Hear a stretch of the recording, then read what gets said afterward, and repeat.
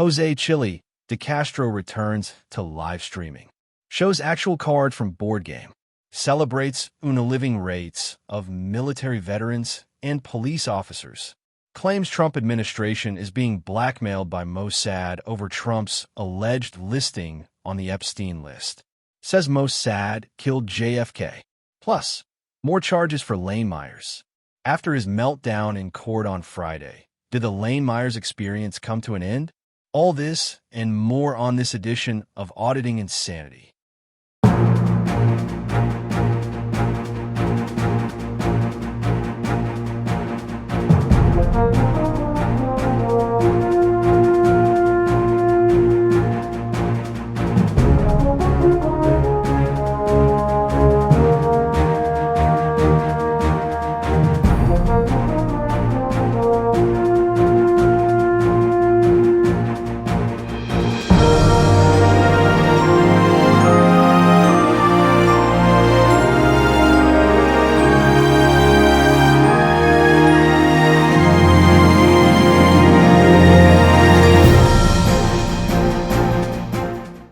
Good evening and welcome to another edition of the Auditing Insanity Newscast, brought to you by ReallyCoolNews.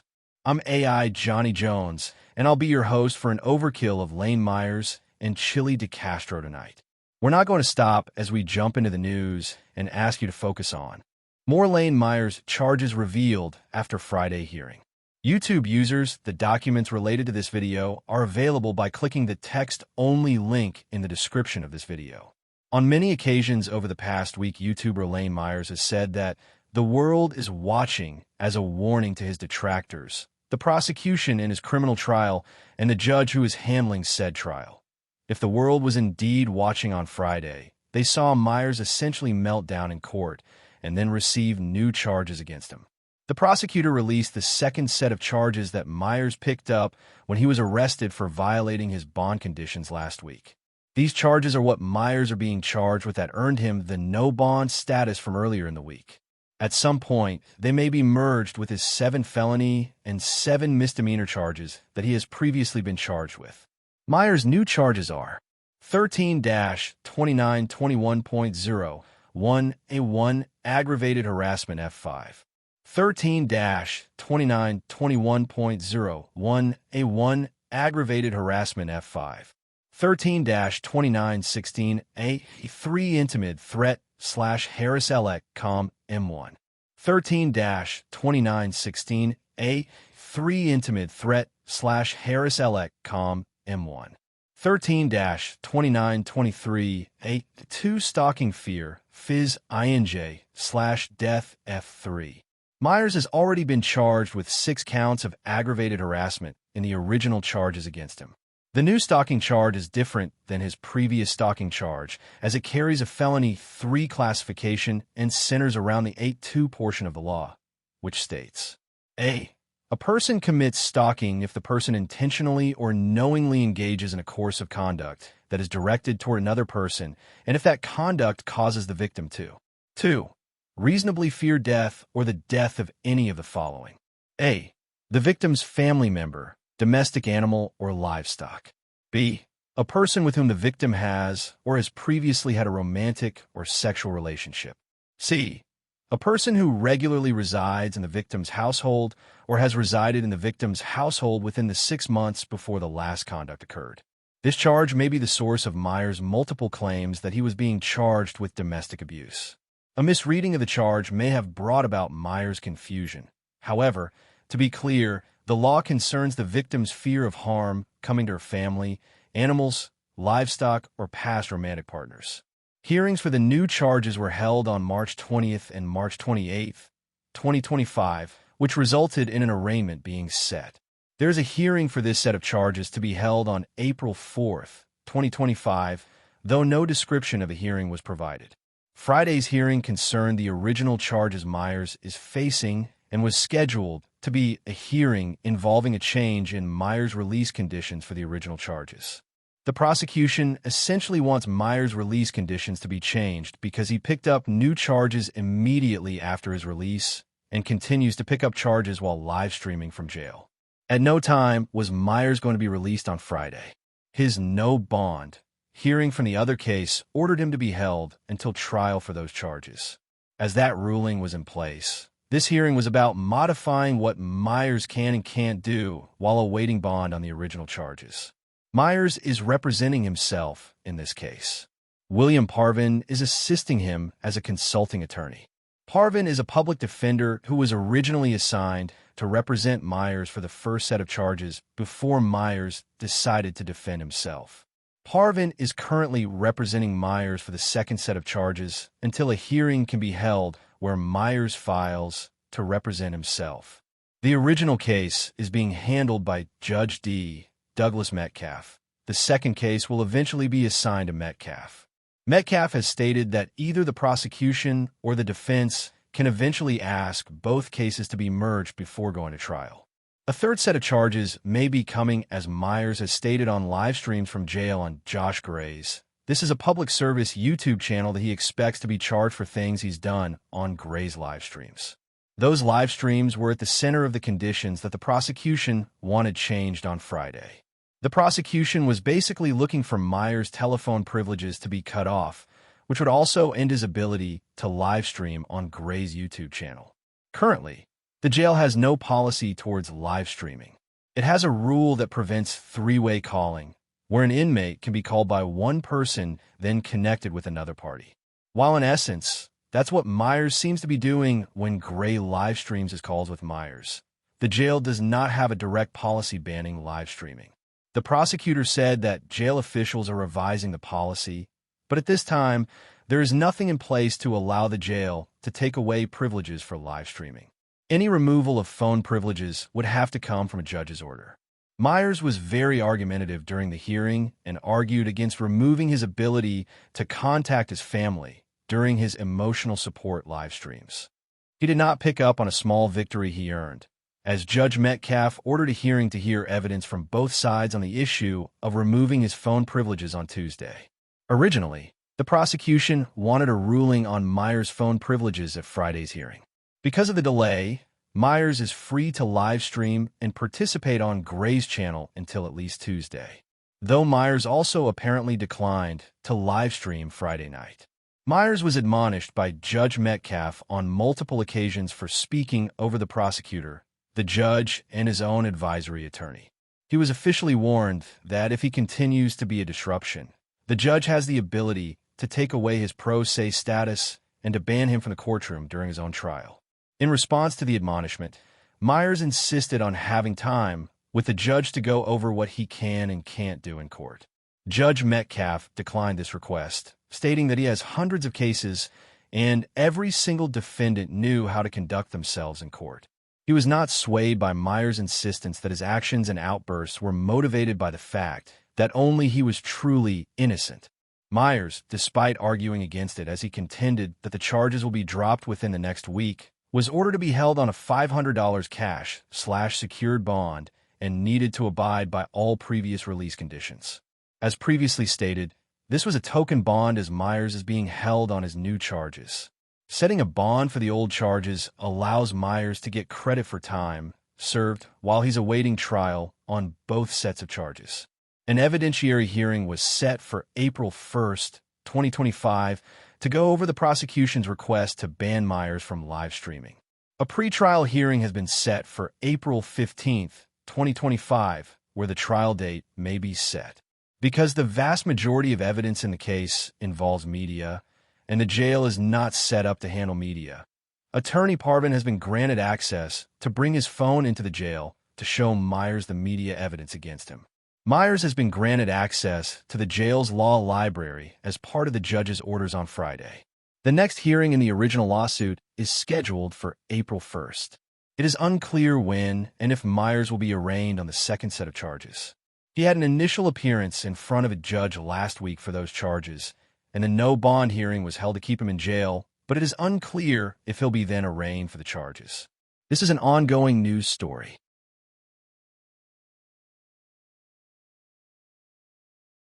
Deranged Delete Laws returns to live streaming.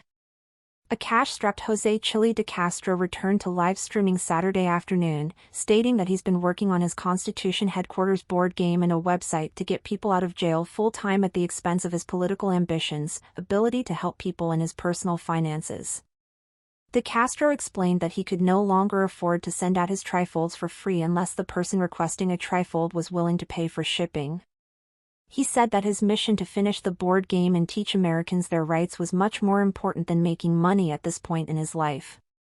He also made it clear that as soon as the game was released and his Get People Out of Jail project was done, and he started to try again, he would again top social media. He said he was just too busy to try right now, but again promised that his presence would skyrocket once he had time to focus. DeCastro's livestream peaked at 132 viewers on his main channel to demonstrate how much he wasn't trying. The YouTuber showcased various non-final versions of playing cards from his upcoming game at the start of the video. Observers noted multiple typographic errors and misspellings on the presented cards, which made them question the quality control of non-final game pieces. The same observers noted that the cards were marked with instructions such as slot 46, card 22, confirming that hundreds of cards will be involved in the basic game. DeCastro also asserted that the game will teach the Constitution and allow players to generate bills to be submitted to the local government to replace laws that DeCastro has spoken out against. DeCastro warned his viewers that if the legislator refuses to advance the bill, they must be ready to run against that legislator, as we have to become the government to defeat government.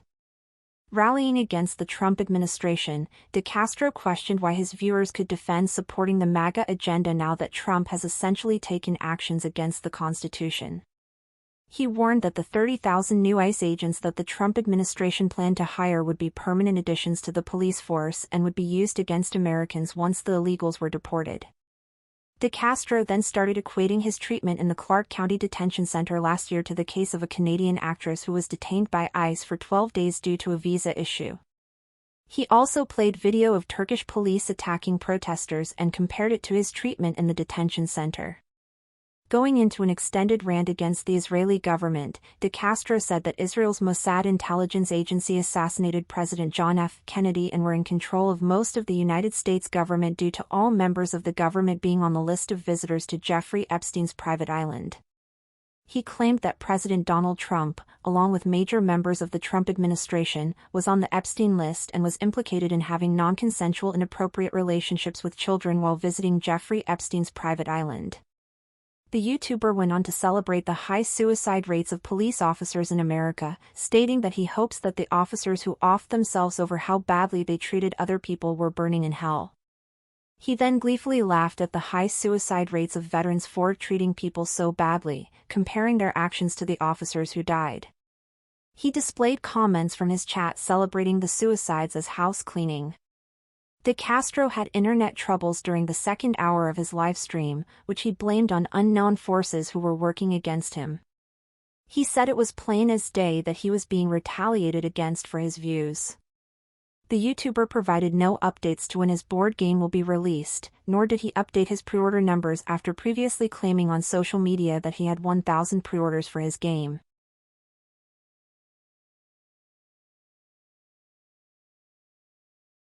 Does Lane Meyers' courtroom meltdown doom his movement?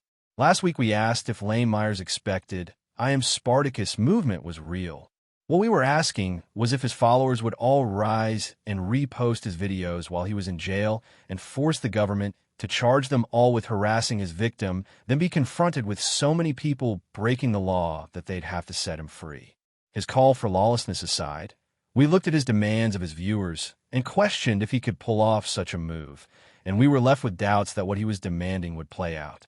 Lane Meyers is currently sitting in the Pima County Adult Correction Facility with his access to his fans coming through live streams he holds from jail on Jeff Gray's This Is a Public Service YouTube channel. Gray's channel has been the only channel to meet Meyers' demand of his "I am Spartacus" moment, as Gray reposted all of Meyers' videos related to the victim in his 2 sets of charges. While YouTuber and activist John Philax put up the victim's contact information and played portions of Meyers' videos, his actions were about as far as the "I am Spartacus" moment played out, as no other significant channels took part to honor Meyers' demands. Myers would later order all of his followers to attend Friday's motion hearing to modify his release conditions. He expected them to both attend his hearing, but also defy the judge's orders banning recording of the hearing. He clearly said that if they supported him, they must be willing to go to jail for him. According to our court reporter who attended Friday's hearing, no one defied the judge's orders. There was a single man scrolling on his phone who was asked to put his phone away during the hearing. The man left the courtroom, apparently did whatever he needed to do on his phone, then returned to the courtroom with his phone no longer visible. 3 men who talked about live streaming after the hearing did not live stream during the hearing, which was aired in audio-only format on Pima County's YouTube channels. There were no outbursts by anyone in the courtroom other than Myers himself.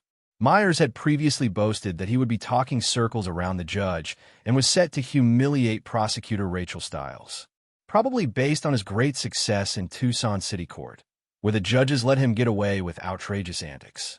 Going into the trial, as stated on Gray's livestream, he was confident that he would dominate Judge D. Douglas Metcalf and get away with the often abusive behavior he has been famous for. Viewers prepared to see the fire and brimstone antics were disappointed, as while Myers did his best to disrupt the hearing, speaking out of turn, speaking over people, and generally ignoring the judge, he was brought back in line each time with a reminder that his pro-SE status and his ability to even be in the courtroom could be taken away. Myers was not prepared for a judge who was willing to work with him but would not be dominated by Myers' distracting antics. His pledge to humiliate prosecutor Rachel Stiles fell by the wayside. Stiles actively worked to get him access to the jail's law library and media evidence. When she needed to act, she did not display the monstrous behavior Myers has been accusing her of and actually cleared hurdles for Myers' ability to defend himself. Myers had pledged that he would spend the entire time talking over the judge and stating, "Information on a government website is not personal information."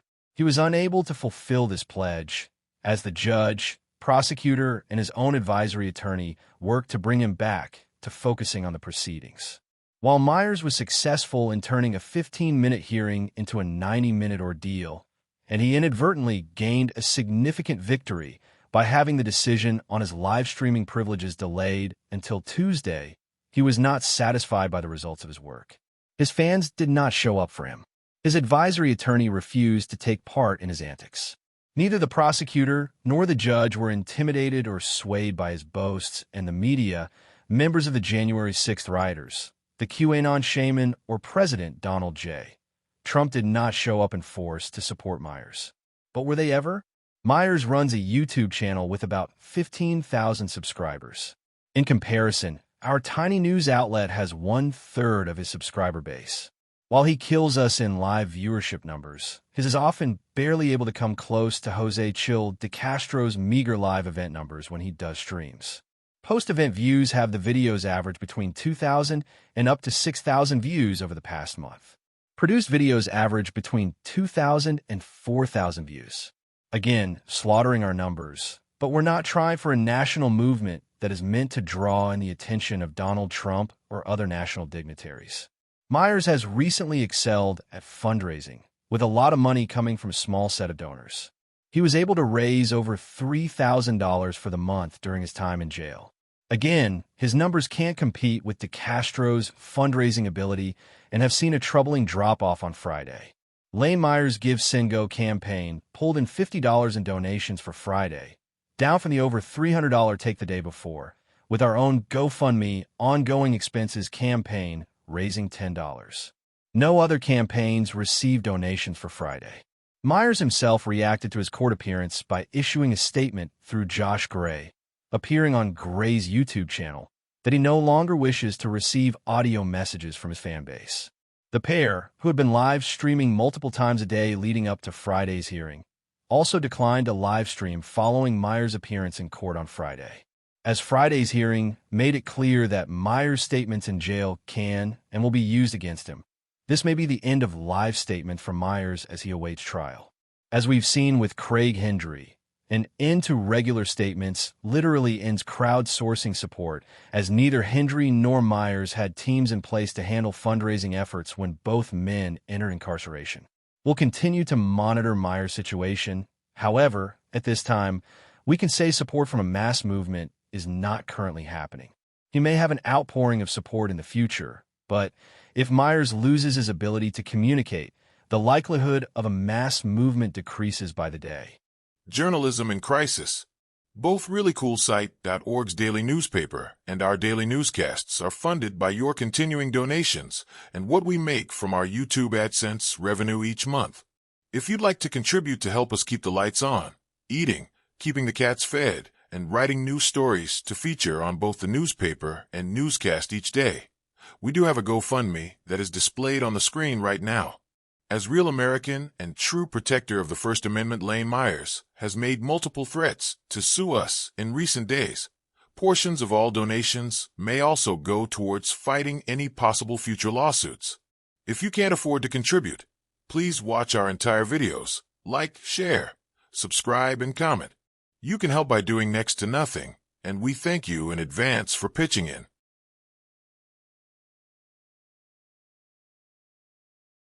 And we're back. Please join Jim and the gang tonight at 8 p.m. Eastern for the last matchup of the semifinals of the Worst Auditor in America campaign, and then the semifinals all in one night. Oh boy, it's going to be big tonight. Be there or be impossible. Good night, everyone.